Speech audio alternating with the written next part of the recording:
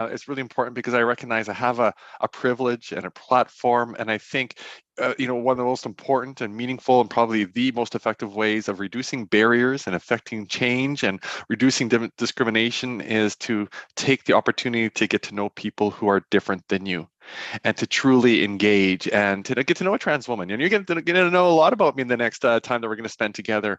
And that's how we impact change and move society. So I'm really grateful that we're here to do that. Yeah, that is one of our most important tenets here at LC, and it's to really appreciate all that people are. So that is why we today are going to embark on a revolutionary journey with Boundary Breakers, which is our exclusive online series that we're currently running, where LC, with its dynamic young professionals, unite with influential guests from all over the world and discuss revolutionizing social norms. Today, we're going to explore the paradigm shift by the wise and experienced Marni, dissecting how individuals become a catalyst for redefining standards and sparking social change. Wise and experienced makes me sound a little old. That's great. Thanks. You do have so much experience, and just going back, you've been in so many different industries, and you've landed where you are today. So how do you find that your experience has impacted what you set out in your life today? Mm-hmm. Well, I think, today I'm really proud of the work that I get to do. So I lead the work for diversity, equity, and inclusion with ATCO, one of Canada's most prominent corporations. I'm the board chair of the Canadian Centre for Diversity and Inclusion. At the same time, prior to that, I was leading the work of diversity, equity, and inclusion in healthcare for Alberta Health Services in, breaking down barriers for not only, Canada's fourth largest employer and largest healthcare system for people to come to work, but also for many people who rely on inclusive care and services. So, nobody goes into school and college years ago, and that was a lot of years ago for me, expecting to be in this place, right? This particular career really didn't exist, those 35 years ago when I was in high school, but I've always learned to follow the road wherever it takes you, to live your values, to stay true to your values, and just to follow that path. Every experience that I've had before, personal, in community, professionally, have brought me to this moment in time. And some of it's been hard, some of it's been tragic, some of it's been exciting and fun, but it's all brought me not only to this place in my career, but also to this human who I've become, who I kind of love me. So I really, all of those things shape our lives. It's what we do with it that matters. No, totally. So would you say you're one to never let an opportunity slide by? Well, never let a good crisis go unwasted was the line that I used the other day is true. But it's a little bit more than that, particularly when I think about the advocacy work and what led me to where I came. I transitioned publicly it's coming up on 10 years now. And for me, I just wanted to live my life happy and healthy and true. I didn't know what that looked like. I was worried I would lose my family, my job, my friends. And so I did experience some losses as a result. Not my job. It was a great place to transition. But I just wanted to be me. And that's not even true. I needed to be me. Yeah. Hiding for 40 years and swimming against a current that has been pushing me back in that closet was exhausting. And you only have so much energy left to continue that swim. And that's really where the tipping point came. And so, but soon after, I was a bit public about my transition because I was in a public role. And I remember a mom reaching out to me one day and saying, my child is in elementary school and kindergarten, they're grade 1, and a trans child, and the school was forcing that child to either go to the staff washroom or be escorted to the washroom because they couldn't use the washroom that aligned with their gender, and to a point where the child was even holding it and they wouldn't even go to the washroom all day and were scared of being outed every time that they just wanted to do a simple basic function. And she said, help me, I don't know what to do. And when people come to you asking that question, doing nothing isn't an option. And I did my best. I didn't know what to do, but we worked on it together. And then I started to realize that I do have privilege. I do have a voice. I do have a platform. People paid attention to me. And I started to understand that comes with the responsibility. and an obligation, quite frankly, to use my privilege in a way that helps elevate voices of others. And that was very early on in that realizing. That really was the foundation to using my space in the world to affect change for others. No, 100%. And that really goes along with how society is changing and how we need to help enable and help carry on this change, or else there are kids that are going to experience that and not, not be able to fully love and appreciate themselves because they don't have the opportunity to do so. And that's really that's a really sad story about this child who needed to, Yeah. Circumvent their own health because they weren't able to use the washroom. That's very sad. And that's a very common occurrence in stories. So when we started our conversation today about me living out loud and out proud, and because I have I'm safe to do so for the most part. I'm not always find myself in a moment of safety, but generally I'm in a safe place because visibility is so important for those children, for the parents of children to see that being open and trans is not a negative. It can be a superpower, and it certainly has been for me. But to see somebody who is engaged in community who happens to also be trans, is that visibility is so important, because they can say, okay, that could be my child too. Could be. And there's happiness. And I can tell you today, Piper, having this conversation with you today, I'm just finding a place in my life that is so peaceful and so balanced, even in the chaos around the world around me. And there's a lot of really hard things that are happening, but internally I feel really happy, and that I can I can use that fuel to continue advocating and continue burning down the walls that others can finally get through. And I find one of the ways for more people to feel comfortable in their own skin is the ability to be able to relate to other people. And if people that do have influential positions like you or anyone else who has that type of reach, that if they aren't doing that, they are missing out on the opportunity to have that relatability with people and make people feel like, hey, I'm not alone. Other people are still going through this too. So I think it's very important that when you can, you have to speak out about it, because there are people that are going to be feeling those same things that you are. Right. And sometimes it's not, if not me, then who? Yeah. And, there's been many times where I've been put in a position in leadership roles or at leadership tables or with government or in society that, very few people from my community would ever find themselves in. So anybody that finds themselves in those moments of power and surrounded by people who can make change is to use it in a way that's really effective. And so I've very grateful, I talked about some of the employers that I've worked with over the last, 10, 15 years in this career have given me that space to truly lead. And I've worked with some amazing people who have who are those really strong allies and have really embraced me and provided me oxygen to do really important work. No, completely. And I think there are so many different intersections for people of all grounds of society, no matter if you're a woman, trans, your sexuality, even if you're just a little bit of a different person.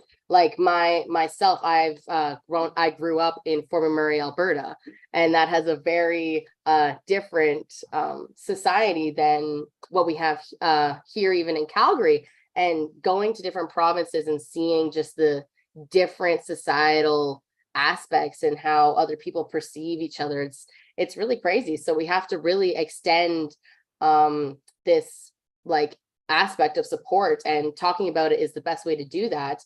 I think this would be a really good time to ask a question about what inspired you to dedicate your career to finding and creating safer and more inclusive environments, even in different fields like you work in.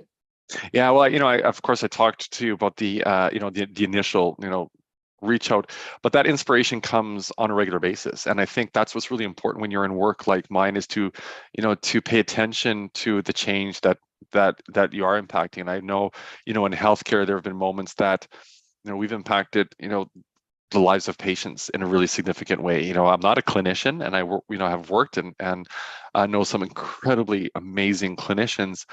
I'm not a clinician, but yet working together, we have impacted truly the health and lives of people.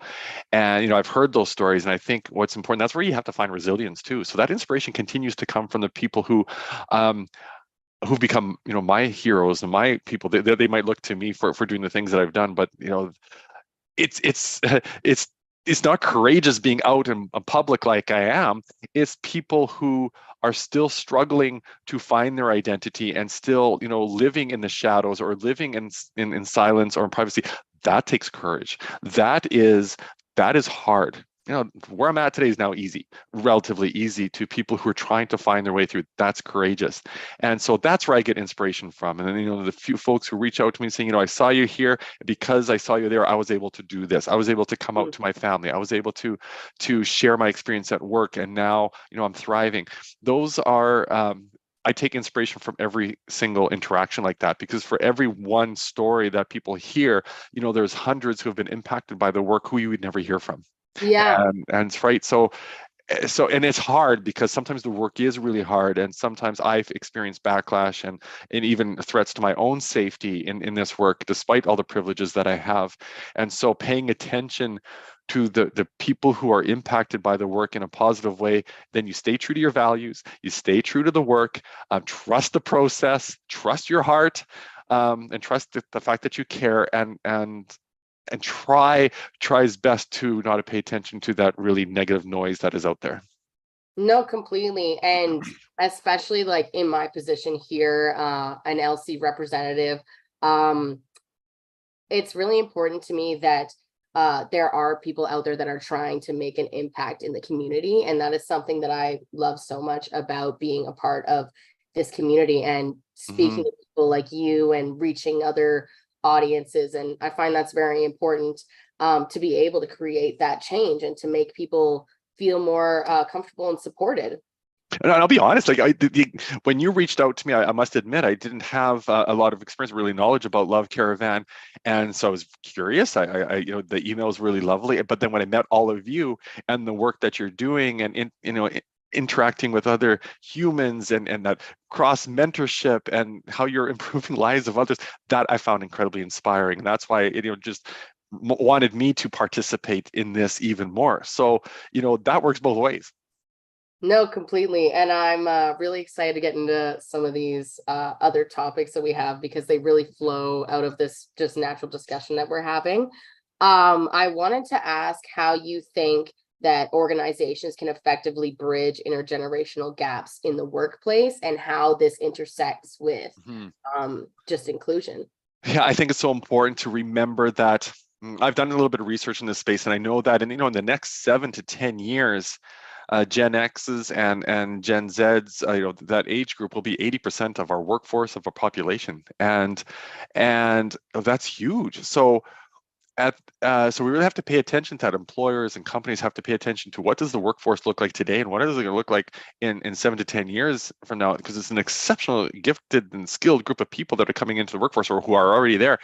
And what's important is also not to forget about people who are in older generations who have been there a long time, because people who've been there a long time and have the wisdom and knowledge and the workarounds to share, and the who's who, they're the ones who make the connections. They have the to be able to sponsor and mentor. At the same time, people coming out of university or of other perspectives, other skills, new innovation, new ideas. And when we create a culture where all of those perspectives are valued and is celebrated, and we're learning from each other, there's cross mentorship, or there's opportunity for people of different age groups to work together on the same project so you can learn from each other.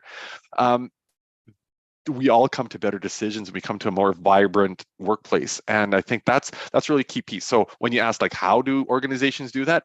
Creating opportunities for cross mentorship across all generations, across all identities, and creating a safe space where all those perspectives are valued, and ensuring that if you're not hearing a perspective, reach out and get it. Actually be actively reaching out and get that perspective, and thinking about as a community, as a group, as a workplace, as a team, what are your common goals? The values of the organization, the project, your clients, your patients, the team, finding those common goals that we all share, because it doesn't matter how old we are, we all crave respect, We Yeah. deserve respect. We all want to get, fair pay for the work that we're doing. We want to be, have meaningful engagement in our work. It doesn't matter how old you are. We all need the same things. And so, focus on the things that unite us, but by creating a space where all those perspectives are really valued. No, I love that. And what you said about different backgrounds and how we all are searching for the same thing, that one really struck me, because I am a university student here at the University of Calgary. And a lot of the time you have so many different types of personalities that are all in the same space, learning the same thing, but everyone is coming from a different place. And I think that at the end of the day, we all do want the same things. And whether we have different interests, at the end of the day, we all just want to better ourselves and better those around us. And we can do that together. Agreed. No, completely. What inspired you to dedicate your career to creating these safer and more inclusive environments? Yeah, I think, many of the experiences that I've had where I found barriers, and again, using the privilege that I have to break down the barriers for others who might be coming behind me. That's really, really important, I think. Again, it's from, the individual stories that I continue to hear from my colleagues, from in previous roles, and from patients, from people from all walks of life. I take inspiration from people who are struggling to find justice and equality. And so, there's inspiration every single day. Sometimes it's hard, sometimes it's exhausting, sometimes I don't have all the spoons and then the tank is empty. And so it's finding those moments of resilience where you can see that change is happening, even if it's incremental. Not losing sight, because a lot of the work when you're talking about social justice and human rights type work is that it's a long game. We're not going to end racism and sexism and transphobia today, Yeah. but the work that we're doing today plants the seeds that other people will sit under the shades of those trees, to use that language, we have to focus on the long game in this work. No, that was beautiful. That the statement you made about planting the seeds to grow the trees for tomorrow. I think that is such beautiful imagery. And if we do want to create something, we have to start today. And even if we are getting backlash and we're not feeling the efficacy of what we're doing, that it is still doing something, even if we can't fully see something big happening. That's right. Just like the mom that reached out to me for help, doing nothing wasn't an option. Yeah. So, for everybody on this call, doing nothing isn't an option. There's something that we can do, even if it is, you're checking in with a friend. You're seeing something in the world happening, whether it's in Gaza or in Ukraine or down the street, and you're seeing how people are impacted, to reaching out to your friend, to your colleague, to your person, saying, I see what's going on. I don't know what to do, but I just want to check, how are you doing? That's doing something. Just asking the question, what do I need to know as your friend, as your colleague, as your parent, so that I can be a better ally, a better parent, a better colleague, a better friend, or at the very least, how are you doing? Is there anything I can do? And just that act of checking in shows that, that you see them. And there's behind that is the word care, that there's a care when you see somebody. No, I think that's so important. And I liked what you said about just being seen, and people do just want to be seen, whether it's even in the smallest amount, even just recognition of how you identify or just who you are and what you believe in. Everyone just wants to be appreciated for how they feel. Yeah, I think that's really important, and definitely something that's very prevalent in especially youth, but since they have less experience and less time to really know and experience who they are, that is something really important for us to teach youth. And growing up, seniors obviously have more life experience and just live more time, but there are always prejudices that are deeply rooted in our society, and seniors also grew up not being able to fully experience themselves and express themselves. So I think that it's something valuable that everyone can share in. Yeah, I'll give you a great example. So baby boomers, older generation, on average in Canada anyway, it's about 2% who know somebody who is gay. for example. And in Gen Z's, that number is about 48% that knows somebody of a different sexual orientation than themselves. So, and that in itself, just being, that's why visibility is so important. That's why getting to know people who are different than you, being surrounded. That's why, younger generations are growing up in an environment where we're all engaging with people who are different than us in some meaningful way. And so for people who haven't had the privilege of being able to be surrounded by people who are different than them, have lost out on a lot. And it takes a lot to unlearn and relearn a lot of the things around society. Yeah, and I think a big piece of that is having the ability to be able to be different, like, and go against the standard. Like, there are I always think this is so funny that for men there's like 5 main haircuts per se, and when you go to the barber, it's like, do you want a 1, 2, 3, or 5? And it's like, what if I want 3.7 and I want to change up my color and do this? And it's like, if people aren't able to like fully see it, how are they meant to bring it into their own lives, That's absolutely true. I love that. That's a great example. But that's why visibility, again, really, really, really matters. And so I think, that exposure, just being curious about each other and not judging and attributing. And you said a word there, against the standard. So redefining what the standard really is. And even throwing out the word and thinking about, because those 5 white men who go to that place to get that haircut might end up with 5 different haircuts. Yeah. And I know this sounds very superficial, but within those experiences, they're still different from each other. It's not, diversity isn't about the default group in society and everybody who's different from them. People are different from each other, and to not make assumptions about somebody because they belong to a certain group, because you can have 2 people of the same identity, 2 white men, one might have an addiction, one might be a single parent, one might have a disability that we're not aware of. And so within each of us, there's still a difference from the person sitting next to us. And so to be curious and open and compassionate about that understanding, and come from starting at that as a baseline. No, I think so too. And I think an important aspect of that is having the ability to be comfortable enough to ask. If you aren't able to fully know where you want to go, or even what you want to do, or even what you want to think, the ability to be able to ask and to be curious and to inquire is such an important way. And one of the best ways to learn is to ask, because then you are educating, you are sharing your experience, you are sharing your feelings. And if you aren't able to ask, how are you ever going to know?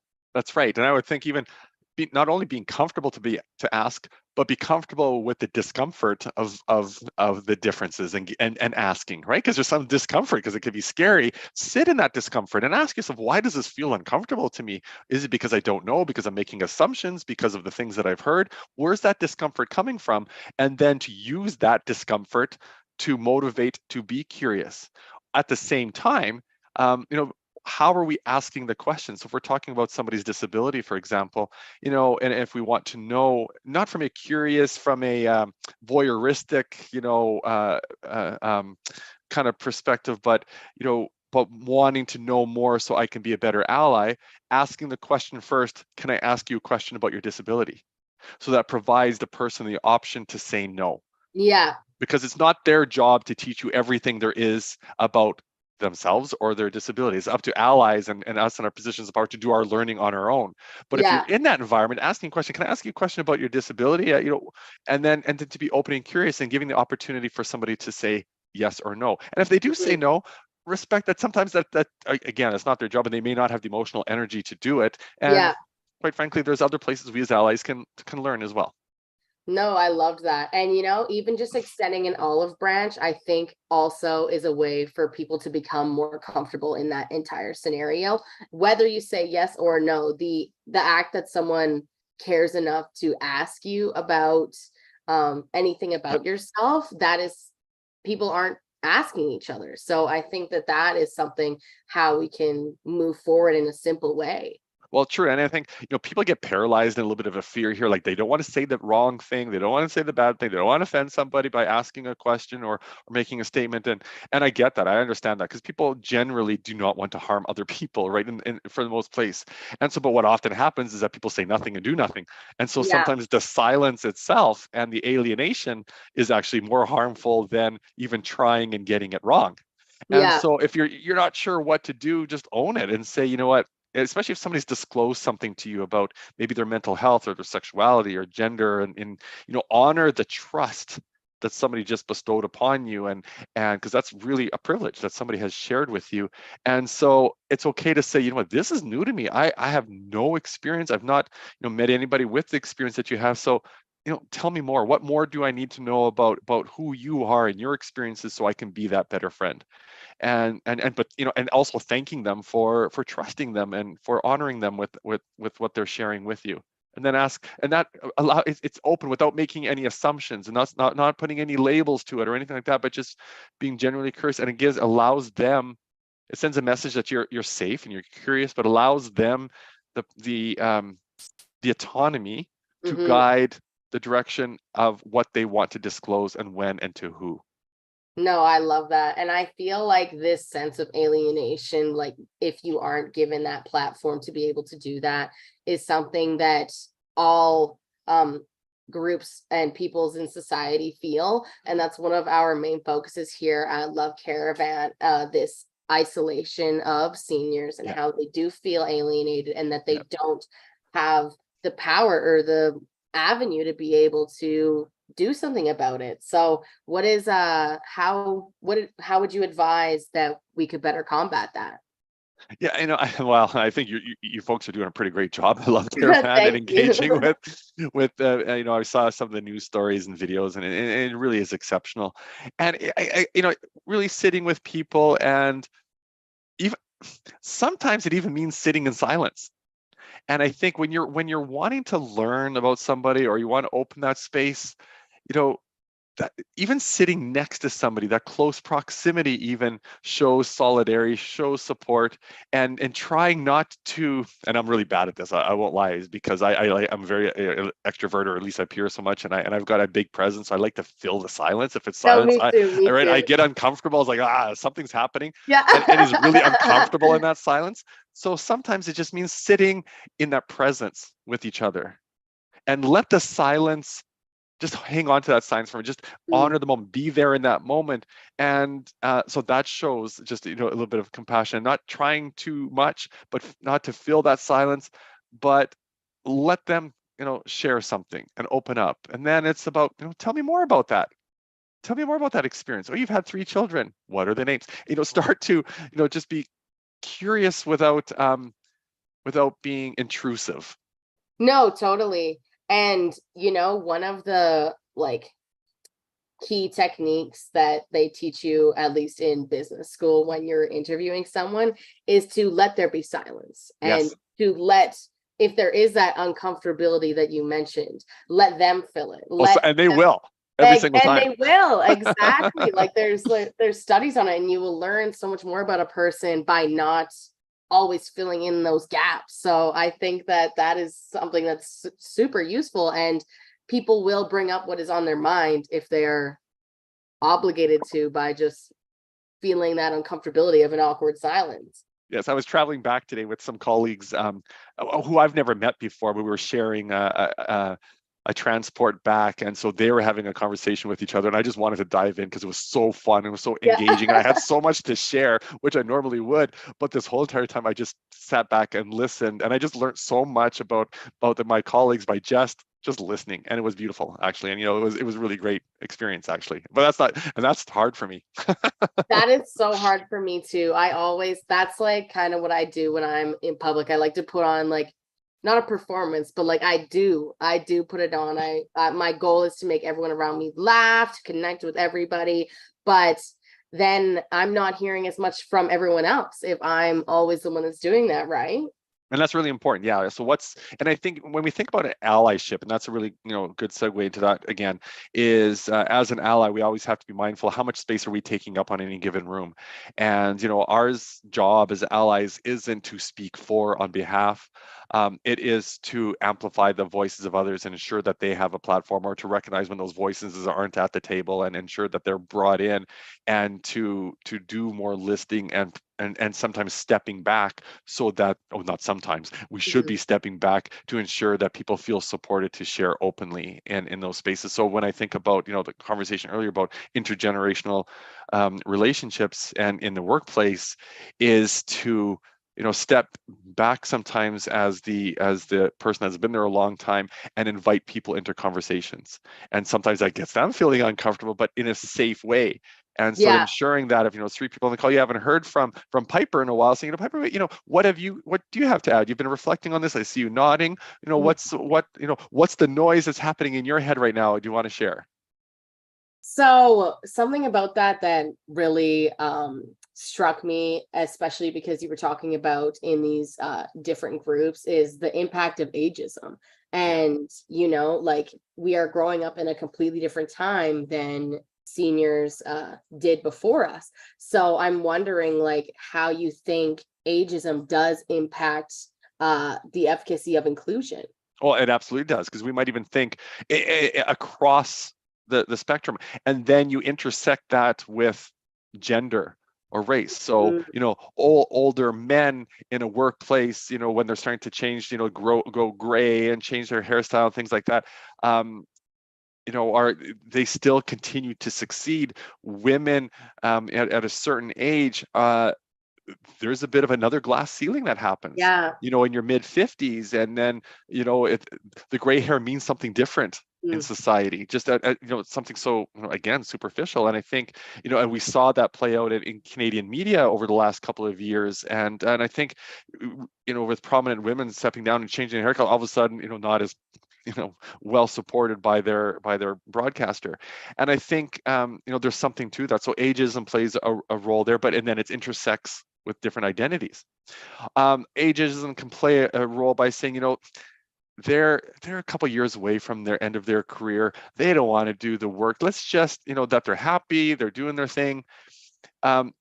That in itself is an assumption as well, because people want to feel engaged across the whole lifespan of their work. So instead of making assumptions about the fact that they, maybe that they don't want to be working, they're just happy doing their thing. Maybe they're not. Have you asked them? Right. So that's an assumption that could be ageism, or they're, too old to work in that physical labor field, or they're, so we've assigned something to age and not necessarily to physical ability, if that's what we're, measuring on.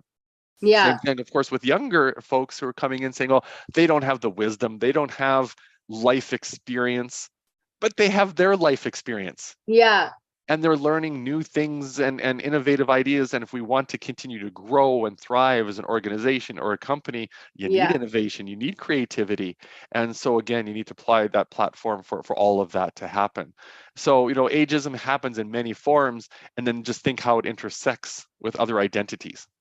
No, I love that. And it made me think of how you don't stop living until you're dead. So whether you are retired or just in a position where you're not in the same workforce that you used to be, that doesn't mean that people will ever stop living or wanting to experience life in a way they haven't before. And that's something that I feel like seniors are totally marginalized from.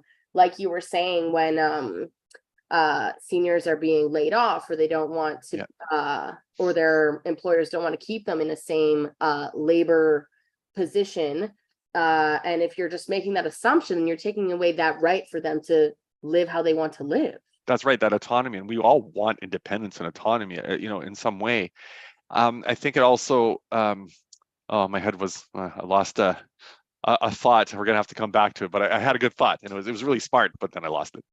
Hey, maybe it'll come up. I had another piece of that conversation that I tucked away that I wanted to bring up, and it was about how women in movies, or like something where they're in the public eye, versus men and aging. So there's always like the George Clooney effect, like when men start aging and they're getting those lines on their faces, and it makes them more ruggedly handsome. But when women start aging and their hair starts changing and their face start drooping, they aren't considered the same desirable or same value as older men are. And that's just such a difficult position to be in, because it's like just because I'm aging, I don't have the same value that men that are aging do. So that's definitely something that has hit me before, you know, because we are all going to be in that position someday.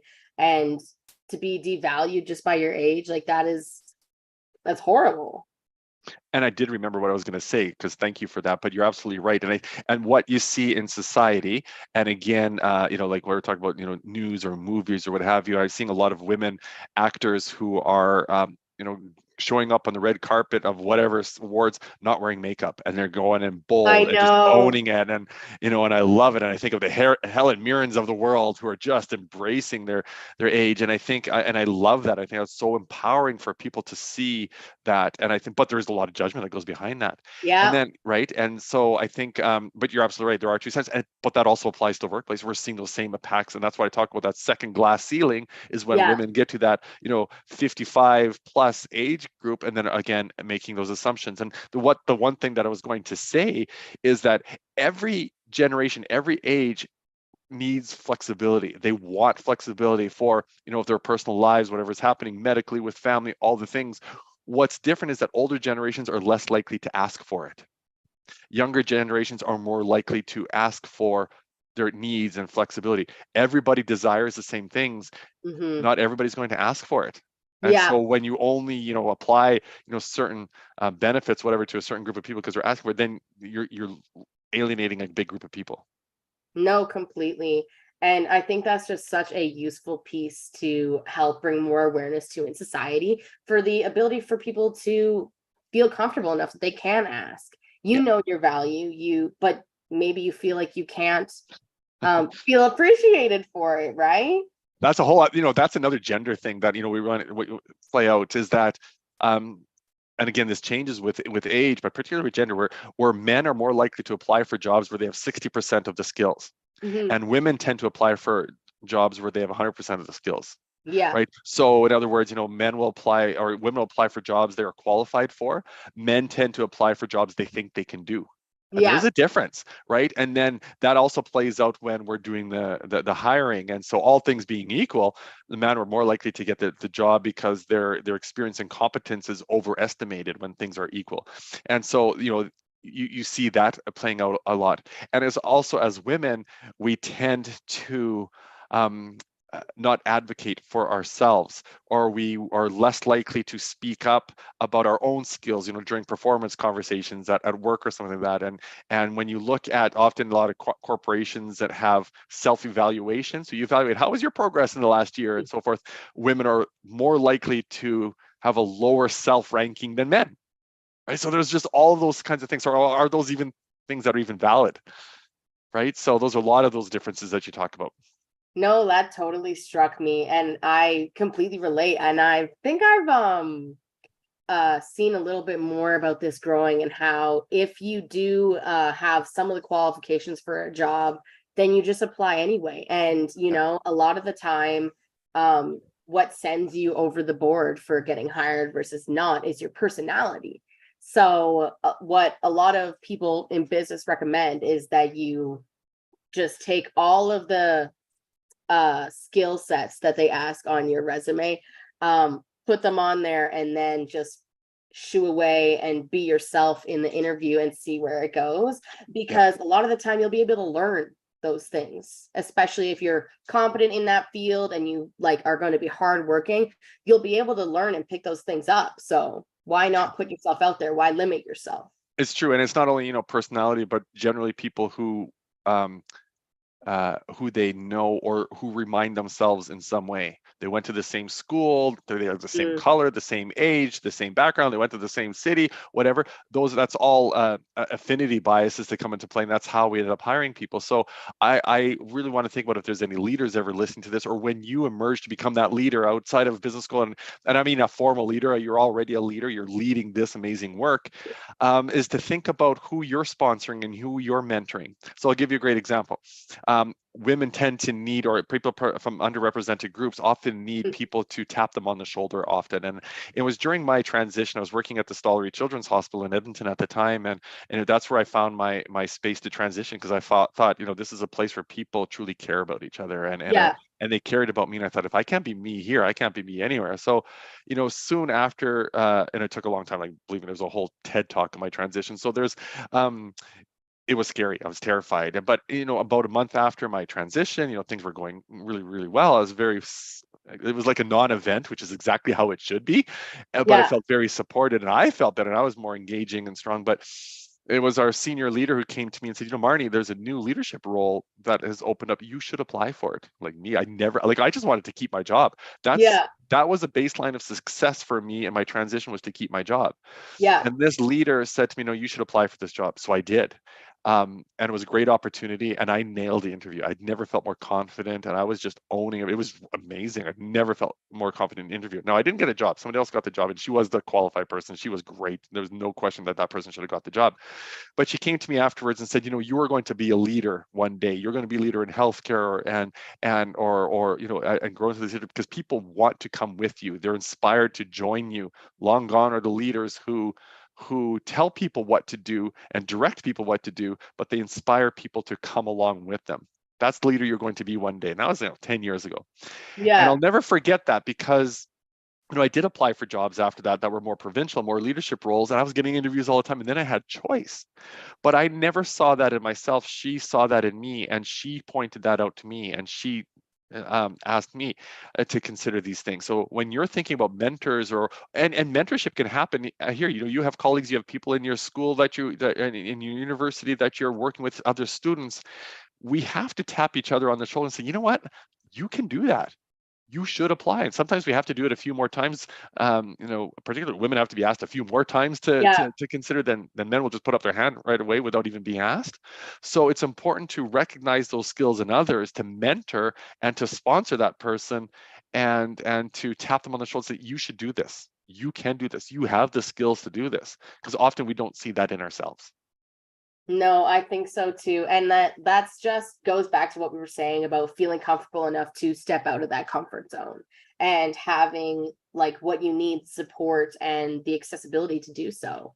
And I think that's something that's really important to our topic here today, about really shifting the standard and like creating a new standard and finding a way to integrate it into all of society. Absolutely. In fact, Piper, I'd say I created Marni Standard.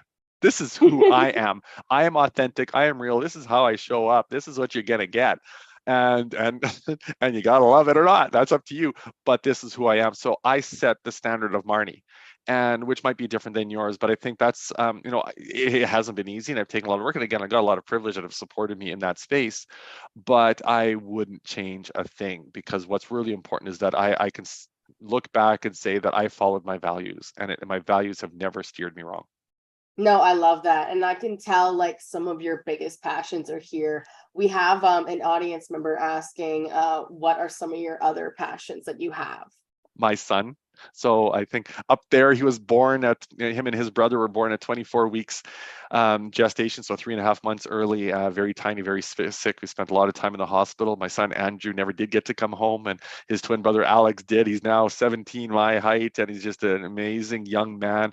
I just love seeing the young man that he's growing into. He is who I want the world that he grows up in better than the one that I'll leave behind one day. And so he is my passion. I love hanging out with him, and he's emerging into this. So, that's a passion of mine. My partner is an amazing human being who I love spending time with. And so, love and companionship is a passion of mine. I love running. Maybe I'm a little bit slower than I used to, or a little bit older than I used to, but that gives me peace, and that's a place where I can find my own one-on-one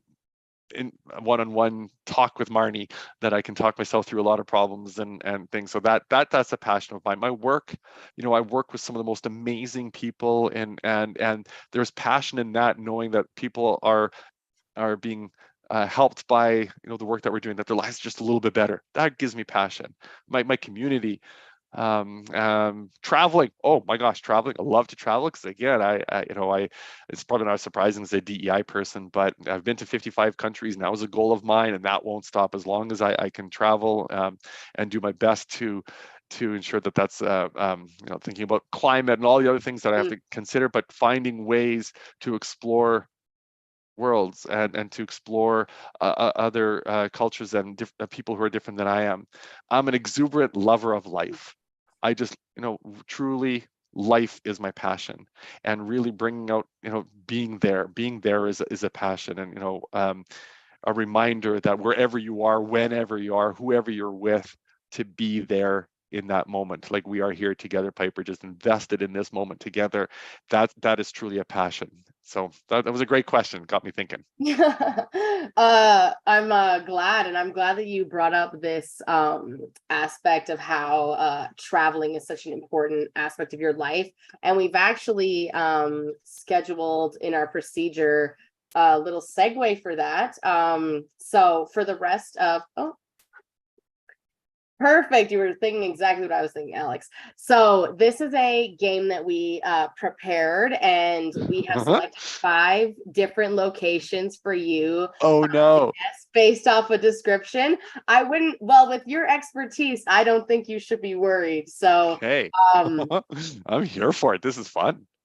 I'm glad you're interested. So you can pick any of these numbers and we'll go from there. Okay, well, let's start with number 4. That's my favorite number. It's a weird, quirky thing that Marni has. I have no idea. Number 4? I feel like no one loves the number 4. Oh, I do. So underappreciated. I agree.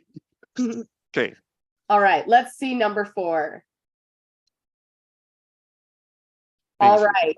Famous for the Colosseum and ancient ruins, home to delicious pasta, pizza, and gelato. The Vatican City is within its borders, known for its rich history and art treasures, and shaped like, oh, well, this one's a giveaway. Shaped like the high heel of a boot. Well, it all is. And I had pizza and Pisa once before. So I've been to all of these places. Of course, we're talking about Italy. Of course. Well, yeah, this is Venice. This looks amazing. You'd have 10 right there. Do you have an experience from when you visited Italy? Oh, yeah, many. In fact, it was I ran the World Masters Games in Torino, Italy, soon after my transition, actually, and it was the first time my passport at that time couldn't get updated with the laws, so they put me in with competing with the men at the time, and that was really hard for me. But it's so anyhow. But I was able to navigate through that. All things have been resolved since then, but that was one of the first times I traveled by myself as my true self, alone, and because of that, I was able to meet so many people, more engaging, more confident people approached me, and I got to really meet people. And so then I took the train from Torino to Rome, where I stopped in Pisa to have pizza and visited all the things. And it just, it was one of the first experiences where I truly found that I could come into myself and just embrace, that really me, and again, lover of life. No, that's beautiful. And I think that, as we know, you love experiencing different cultures. How do you think that Italy itself has influenced your approach towards your own life, and potentially how it can integrate into our intergenerational importance? Wow, that's a really interesting question. I was thinking about, this is a really great question. Love it. So, different cultures, look at age in different ways. So, really community-based cultures, when I think about Indigenous communities, for example, or, many cultures from, Southeast Asia, or different communities where there are multi-generational families living in the same home. And and we saw that particularly in North America during COVID, the different impacts when for people, I won't lie, of my own background and culture, there is a different relationship with elders in our communities, and there's much more segregation and separation. We saw the impact on loneliness in many continuing care homes during isolation, and it was really so challenging. We're in multi-generational homes, you still had that interaction, and again, younger people learning from their old elder family members. And so there's many communities like that, and I think there's something to think about that. So when I think about Italy, and I just have this vision of myself just outside the Vatican walls. I was going for an espresso in a coffee shop they just opened, and I'm sitting there by myself with my tiny little cup, and there's about 4 or 5 older men sitting next to me, and you can see that this is what they've done every single day for years probably. And just the conversations that they were getting into, and then I got in on the conversation. There was a learning back and forth, and I just found that just the passion of being able to share and talk amongst different generations was beautiful. And I think there's a lot of people, again, from my own background, that could really learn the value of that. So that's the story that I remember from that. No, that's beautiful. And I love how it can really relate to everything we're trying to talk about.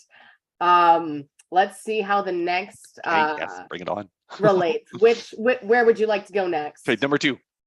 Number 2. All right, home to an Amazon rainforest, famous for its vibrant carnival celebration. Soccer or football, depending on where you're from, is a national passion.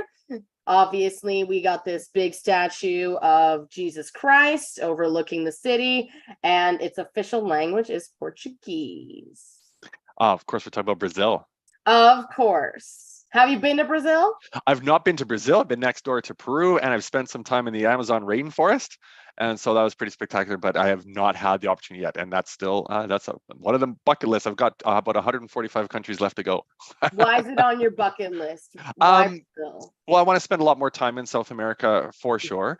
I think spending more time in, around the rainforest, I think, and again, just like any other country, to learn new and engage with people. No, and I feel like in all these different parts of the world, like the main ones that everyone lives in such a different way, and they have such a different outlook on life.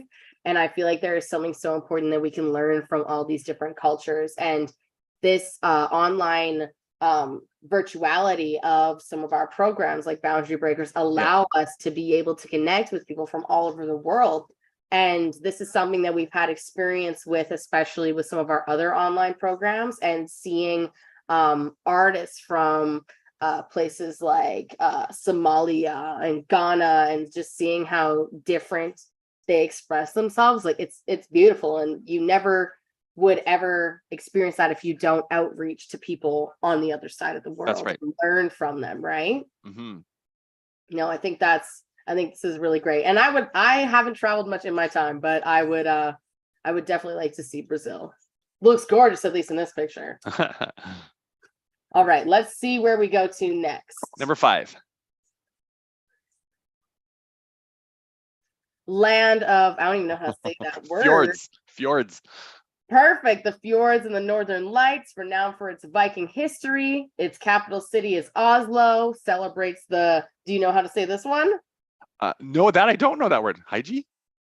That's what I would assume, at least. And home of breathtaking landscapes. Do you know where we are? We are in Norway. And okay, so the story here is that I'm 40. Oh, sorry, I wish. I'm 52 now, but I had a goal of 50 and 50 countries in 50, and then I got at 48, and I had a trip planned, and then COVID hit, and I was just turned 50. I'm like, oh no! So I got stuck at this is this privileged problem that I have, and so got stuck. But then just before I turned 51, the world was starting to open up, travel was starting to open up again.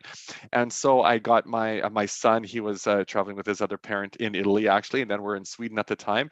And so I said, I'll meet them there, and then my son and I would continue traveling. And so we went through Sweden, Denmark, then to Norway, and Norway was my 50th country. And so I got my 50 and 50, and we spent a lot of time in Bergen on the coast, and beautiful country. Of course, all of Scandinavia is gorgeous, and so my son and I took the train across Norway, and it was an incredible experience. And so that's my Norway experience. What did you learn from the culture in Norway? Well, I had certainly, the Viking history is really interesting. I learned a lot more than well, obviously than I knew. I think that was really interesting. We spent only a few days there, so we took the train from Bergen to Oslo, but the landscapes were beautiful, and I love train travel. That's just the way that's how you interact with people. You get to see people. You get to slow down a little bit and watch the countryside and the country truly go by. And that was one of the most spectacular train rides I've been on. I've traveled by train around the world tens of thousands of kilometers by train. That was probably one of the most spectacular experiences that I've had. Learning more about Viking history, and you see my Christmas trees in the background there. I've collected little ornaments from around the world, and there's a little Viking ship from Norway that's just hanging up on the tree to remind us of the Viking history that we learned about while we were in Norway. I love that. And I'm a really big, you can't see my tree from here, but I'm definitely a really big fan of collecting different ornaments from not really all over the world, but just from different experiences that I've had. And I would love to have a Viking piece on mine as well. Maybe in the future I will have one. My partner and I visited Nova Scotia a couple of weeks ago, and the latest addition to our tree is a little lobster trap with a lobster in it. So oh, cute. I love that. Lobster's delicious. The people that are allergic to shellfish, I feel so bad for them. Agreed. All right, where to next, Marni? Number 1. Known for ancient ruins and rich history, features stunning beaches and crystal clear waters, famous for its delicious cuisine and spices, relate there, home to vibrant festivals and cultural celebrations, and located in South Asia. And we're talking about India, and we see the Taj Mahal there, and what an amazing country. And I've not been, and that's definitely another bucket list item as well. I feel like there is so much to learn about Indian culture, and out of all of the different cultural cuisines I've had, I feel like Indian food's my favorite, and I often like to make the most classic for Western people, which is butter chicken, but it does no justice to the traditional making of that dish. But I feel like I would love to go to India and experience not only their culture, but a lot of their food for sure. Well, and I've had there's a few folks that I've worked with very, very closely from different parts of India, and it's been such a privilege getting to know them and beyond the food, and how it shapes their lives, and I think that's really powerful. And my most meaningful book to me and my family is actually Life of Pi. And so it starts with being in India, and it was a very pivotal book in our family's journey way back when. Well, I love that. Do you have plans to go to India? And if so, when are those plans? I don't have plans in general, yes, but not specific. I see. Where are your current travel plans? Where are you going to Australia for Christmas? I lived there for a couple of years. We're going to go visit some friends and family that we made, our chosen family there. So we're going to spend Christmas there, and then spending some time in Thailand in the end of or beginning of March. That's going to be fantastic. And, I think it's so fun to experience all the different cultures of people that do speak English, because while we are connected with something so foundational to us with language, the culture is so different. The people are so different. And another thing is about like lingo. People use different slang. And a lot of the time, even though we're speaking the same language, they're like, I don't know what you're saying at all. Well, and it's funny because I often have people, think, well, I'm lucky I don't speak with an accent. Like, we all have an accent. You just have to be dropped off in a place that is different accent than yours. I mean, there's a majority accent that maybe I speak with in my workplace because we all, many of us come from similar backgrounds, but we all have an accent. So that's part of it. And then there's something about also going into a country where you don't speak the language or any of it and trying to navigate and communicate. Yeah. And it's really important for yourself to be put in situations where you might take that for granted. Other people, if you have a hard time understanding people, they have the same difficulty understanding you. And so just reversing that for a bit is really important to build empathy and compassion, and not making judgments about people because of language or other barriers that they might have. I think that is such an amazing point. And it's something that people would definitely take for granted. Growing up in Fort McMurray, we had a very large Filipino population, but with definitely people that were having a hard time learning their English. And being in such a foreign place and living there and having to navigate that, I can't even imagine how difficult that was. So I kind of want to step into their shoes and go to somewhere where I don't know much about the culture or the people or the language, and just see how I can connect with locals and navigate it with them. I feel like that'd be really fun. Fun, challenging, empowering, confidence building, educational, and growth. That discomfort, we grow when in discomfort. No, I agree. And a lot of growth comes from mistakes too. So I feel like if you make some mistakes, then there's no better way to learn from them. All right. Let's go to our last place.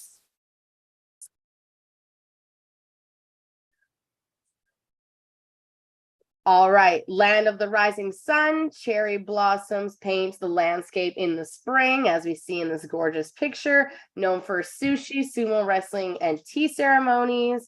A very bustling city environment, and features traditional shrines and modern technology. Where are we, Marni? Well, this is amazing. You've done quite an incredible job of all the places I've been to, picking 3 countries I've not been to in this list. I was worried that you were going to be to all of these places. I'm impressed, but no, what you're doing is like, I got to get to these places now because this is what I do. I'm like, oh, I'm going to Japan because this is amazing. Yeah. I know it's a dead giveaway, but you can't not bring up the pictures of the cherry blossoms. Yeah, right? It's gorgeous. Yeah, and that is actually a goal for my partner and I to go as well. So I don't know how we're going to do this, but No, I am out of all the cultures that I'm like constantly looking into, I'm always looking into Japan and South Korea, and just like what the locals are doing, like how often they go to convenience stores and how different convenience stores are, that you can get like full-blown meals there, and you can like there's dining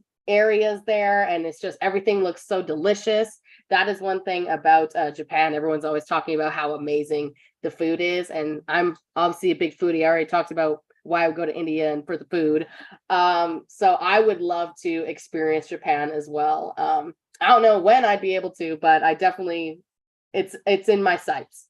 Well, and I think it's important that we can go to any city and stay in a hotel, and any city could be, any hotel looks like any other hotel in anywhere around the world. What I really like to do, I've been blessed in my work to meet people around the world, and many people, and somebody might say to me, well, you should come visit us, and I'm like booking flights right away. Yeah. Because like, don't tempt me. it's not even tempting, Piper. It's like, I'm all in as soon as you say that. And I have done that. I've shown up at people's doors. Well, you told me to come. I'm like, that was a year ago. I'm like, I know, here I am. It's like, you shouldn't have extended the offer if you didn't mean it. Yeah, have you met me yet? And so, but it's really because I've really, challenged myself when those opportunities come up to do exactly that, to go stay with them, and go to homes and live where people truly live, work, and play. And I think that's really important to, especially if you have only limits of time, to immerse yourself in people's experiences. And it's an incredible privilege. And I love this whole experience that you've brought me through, and I'm all excited that I'm going to get on the apps right away to start booking flights. But I recognize that comes, it's a huge privilege. I think, the percentage of people that have been able to do the things I've been able to do, that's never lost on me. And so that when I come back to all those other stories about using that privilege and knowledge and experiences that I've had in these things that we've just talked about, we all, anybody that finds themselves in that space of privilege to do things is, to do something with it. And to do something with it to help make the world around you better for people. And so that's my challenge. So it's a little bit embarrassing sometimes to talk about, but it's about what we do with that privilege. And so I do my best to honor that. Don't always get it right. I'm trying as anybody else, but I will continue strive to do that.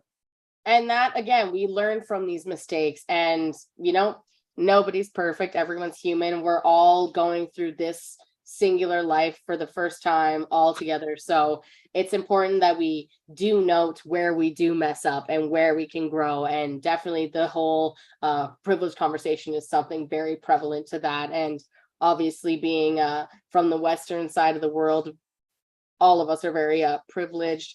But yeah, it's definitely something that we can all learn from and teach each other about. And there are actually some questions from our chat that kind of go into some of this. So let's segue into a bit of our Q&A. If anyone watching has further questions or anything they want to add, feel free. We are currently going through that. let's start off with, in your experience, how can mainstream media contribute to fostering understanding and acceptance? Yeah, that's really important. Wow. There's just so much that I can share with mainstream media. Well, first of all, invest in it. Mhm.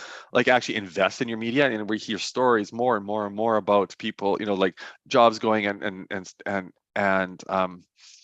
really cutting down media, particularly local media, and it's really scary. I'm really nervous about where media is going, and so I don't know what the solution is there, but from that perspective.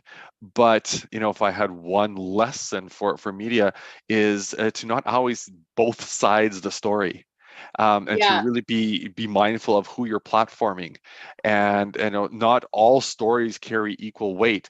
When we talk about social justice and human rights, there isn't another side to social justice and human rights in many cases, right? And so if you're platforming, voices, a small minority who may not be as informed, and then you platform them together, then you're now elevating it to be equal weight. And so yeah, just be really mindful, not we all deserve to be heard, but not everybody deserves a platform. yeah. Very true. Very true. And I think that's something that's very prevalent today as the career of influencers is growing, and it's really important that we remember who we're giving this attention to Yeah, and what they're going to do with it, and that we want to be giving it to people that are looking to do good and yeah, not to do bad. that's right. And unfortunately, there's more money in clicks than Hmm. there is in quality, Yeah, and that makes me nervous. yeah. No, I think so too. Moving on, are there any LGBTQ plus advocates or public figures that you particularly admire? Oh, so many. Not advocates. I guess we all. It's depends how you identify, or how you define that. But I think I. Excuse me, I got a phone that's ringing that is not on mute and it's distracting me. So, that's the weird part about going live. Okay, so let me No just worries. I exit was going through the exact same that. thing in my last meeting. Like, Crazy. okay. Well, this is how I show up. There's always something going on. Um, who in particular? There are so many. Like I look at, there's a lot of people in my own city in Edmonton, but I think if there was one person who stood out to me very early on in my journey, was Laverne Cox. Of course, class. And she was on Orange is the New Black at the time. It was 9 years ago, and it was episode 3, season 1, where she was, and her backstory was coming out about being a trans woman and had a child and in a relationship, and a lot of that backstory I resonated with, and it was the first time that I saw me on represented in Mhm. anywhere, quite frankly. Yeah, And it is weird to say that because she's a black woman and she's playing yeah. the role of somebody who's in prison, and so like you're like, is that? But it was in many ways her Yeah. story, right? And just the way that they told her backstory was really profound for me, and it Mhm. actually was the moment where I thought, okay, I'm going to start taking my hormones. Like I had them sitting there, but and it was just that moment of representation. And she's done a lot of work since to really elevate the voices and experiences of trans people, particularly in media, and how, so if you ever get a chance to watch Disclosure, or is that what it's called? On it was on Netflix. Okay, On Netflix? yeah, I think so, yeah. yeah, that's what it's called. But it talks about representation, and it's so powerful, and it really feeds into the conversation we were having earlier about visibility, and being visible is so important, and being, question who you're seeing on TV and the stories that are being told. What is the background of those stories? Now, fun Yeah. story, we've gotten to meet over the years, Mm. and we kind of got to know each other a little bit, which is really great. I got to tell her that story Oh in my God, that's person, and she gave me a big awesome. hug. And there was one night I was watching the Late Late Show on NBC, and somebody asked her, "Who's your, who do you look up to? Is there, who's your hero?" She says, "Well, there's this woman. Her name's Marnie. She's in Canada." And she's blah, blah, blah, blah. I'm like, Aw. what? And it was a neat moment of You're like, learning I've made that, it. right? But what was neat for me was that, sharing that story to her inspired her, yet she inspired me. And I think the lesson in that is that we can all take inspiration from each other, Yeah. right? And so this is the one time where meeting your heroes really paid off. No, a lot, and that's what some people say, like never meet your heroes because you right? might be disappointed, but you don't know that. You You don't don't until you know meet them. what And she, exactly. yeah. No, So I love that. And especially Orange is the New Black, like really opened my eyes just to how different people are and living different yeah. experiences. And I also love that show. I might need to do a rewatch here soon. No, seriously, because again, and that it just at their core level is about representation and Hmm.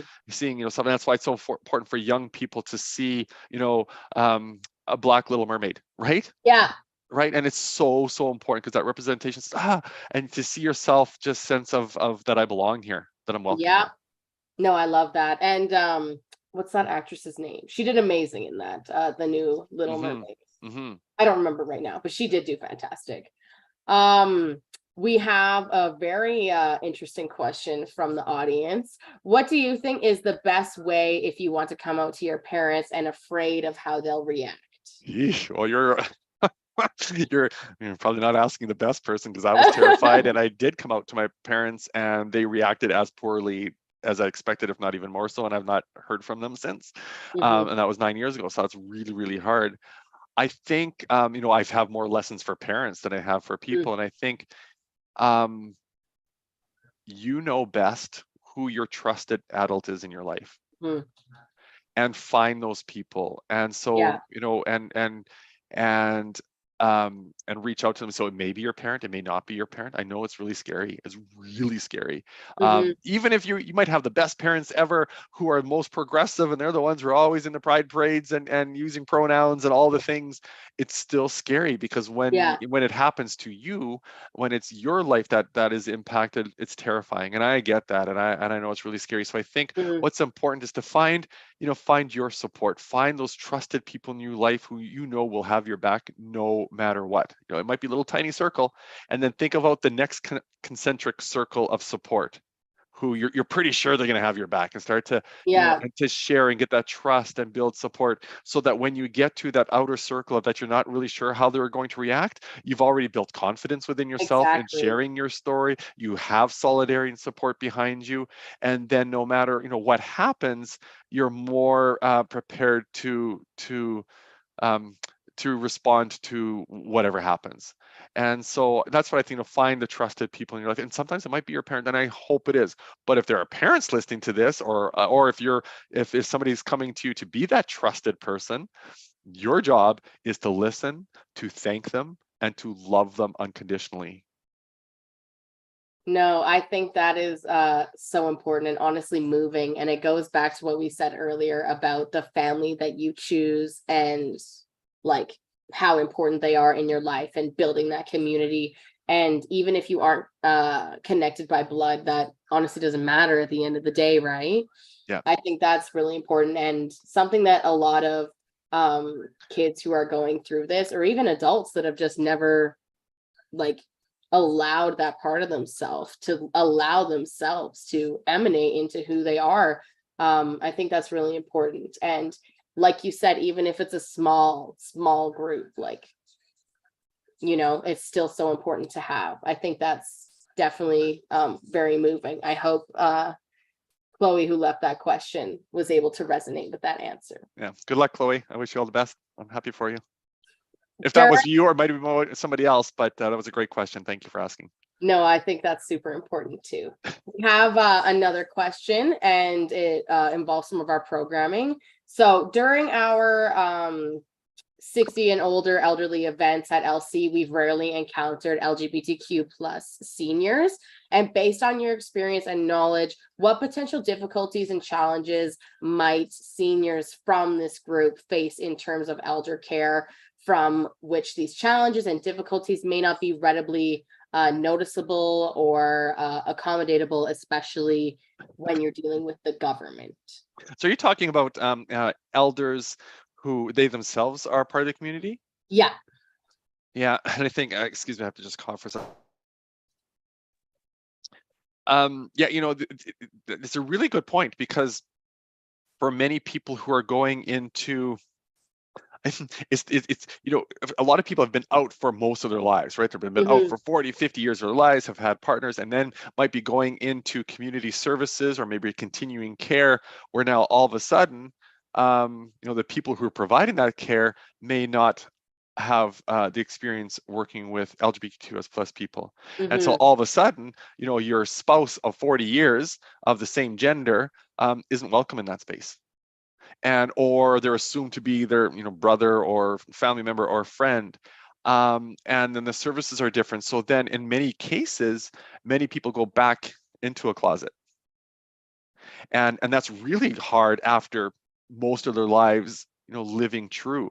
And so it's really important to check in and provide spaces for folks like that, to be themselves, not making assumptions about folks.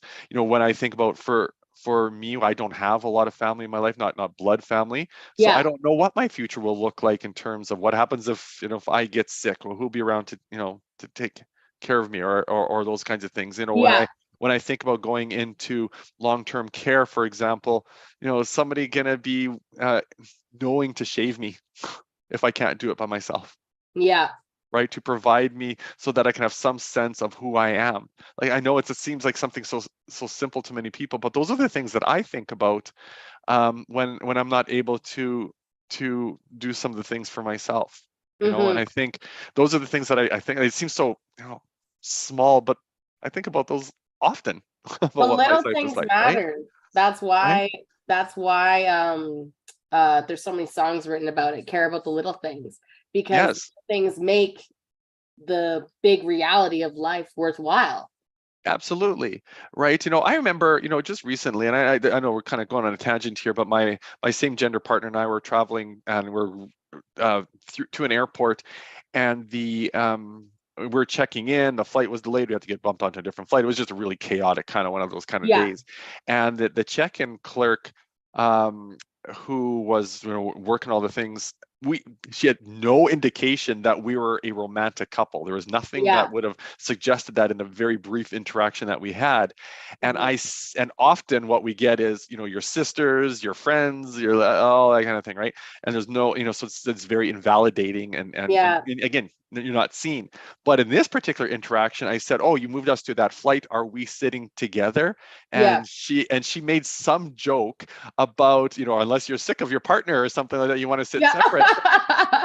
But what she did in that moment is she made an assumption that we actually were together. And that never happens for same gender couples. And it was just a moment of, just feeling seen, and that whole experience was incredible as a result. Even on a chaotic day that it was, and a really awful day of traveling, whatever, that moment, that one human interaction changed our whole day, and we just had so much fun with it. That was probably the best airport experience I ever had, was that 1 second interaction, because of feeling seen in that environment. So you're right about the little things. So same thing, as we age, not to make assumptions about who we are, our genders or sexualities, and who the people are around us, and who family is. We get to define that.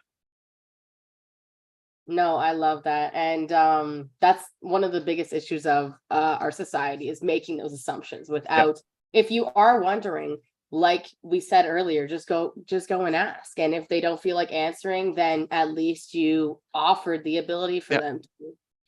No, I think that's awesome. I feel like there's one more question that I'd like to end us off on before we get out of here for the day, that kind of encapsulates what we're looking to do in shifting societal standards. And this audience member asked how you think our society can progress in the future when it comes to LGBTQ plus rights. This is a phenomenal question. So I think all the folks on here, I'm going to make some assumptions about the ages of, particularly if there are a lot of your peers here, Piper. You have such a powerful opportunity moving forward. So I think, human rights. I've got the Human Rights Act here that I was adding gender identity and gender expression to Alberta and Canada's Human Rights Acts. We are only ever one election away from losing hard-fought rights. We saw that with Roe versus Wade in the U.S. And in the U.S. alone, there's over 200 pieces of legislation that are aimed to eliminate trans people from society. 200, most of them aimed at youth. And so I would look to either pay attention to politics, really understand and learn, because you have actually power, more power than you think. If you run for office, and if you don't run for office and you don't feel that you have the experience or knowledge yet, then really understand who aligns with your values. Support political campaigns. I'm not telling you which one to support, but learn about them and understand, who feeds your values. Support them actively. Be on call centers, knock on doors, but or support in all the ways that you can. But be involved, because complacency is a danger. And so Yeah. we have to be involved. And I think you folks have a lot more power than you think if you can get actively involved. And because that's who has the power, the people are going to be making these decisions. And we're only ever one election away from losing really hard fought rights.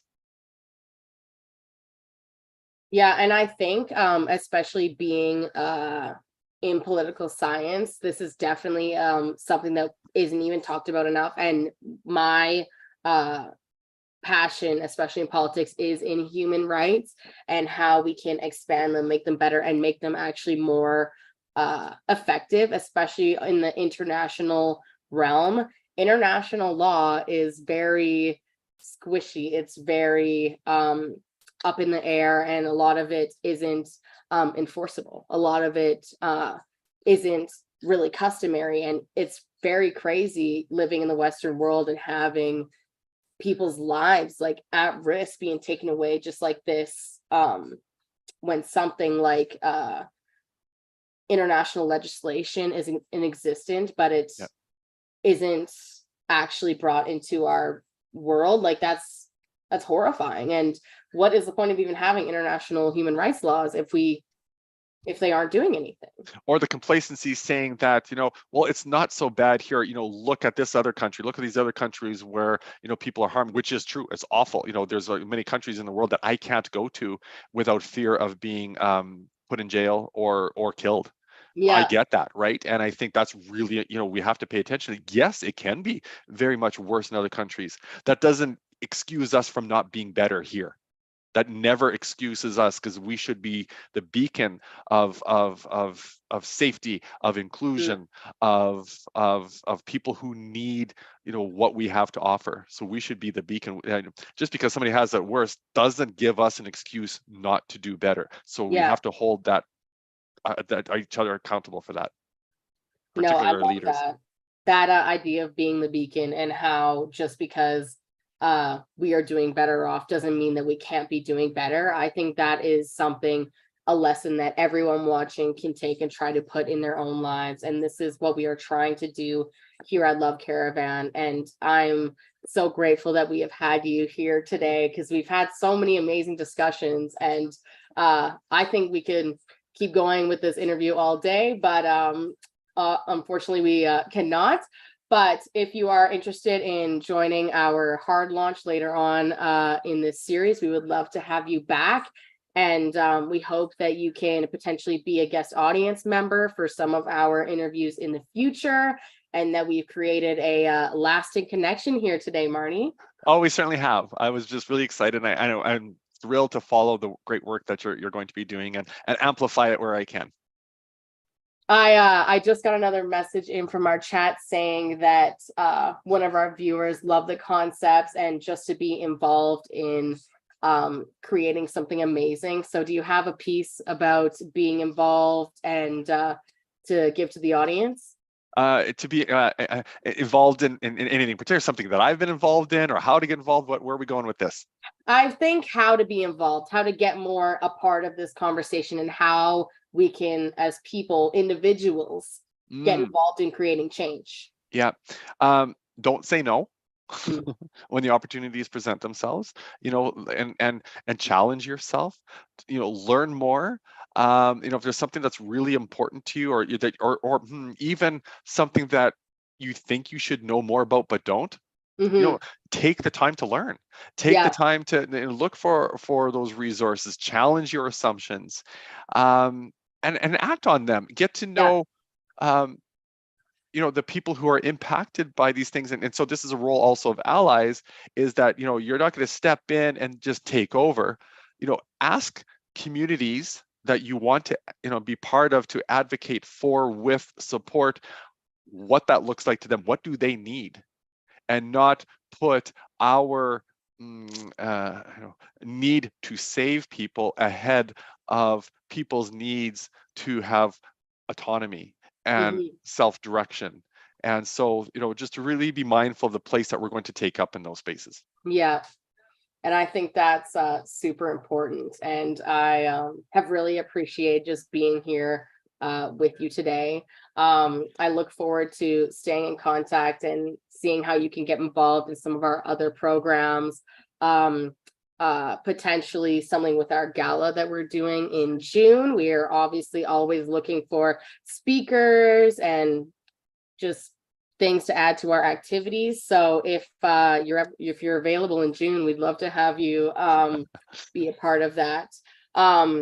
This is one of our most important parts of our interview, is that here at Boundary Breakers, it's a kind of relay. So who is someone from your young network that you know, or maybe from your council of friends, or someone else you think would be very important and would be a great asset to have on our show? Who would you nominate for that? Wow.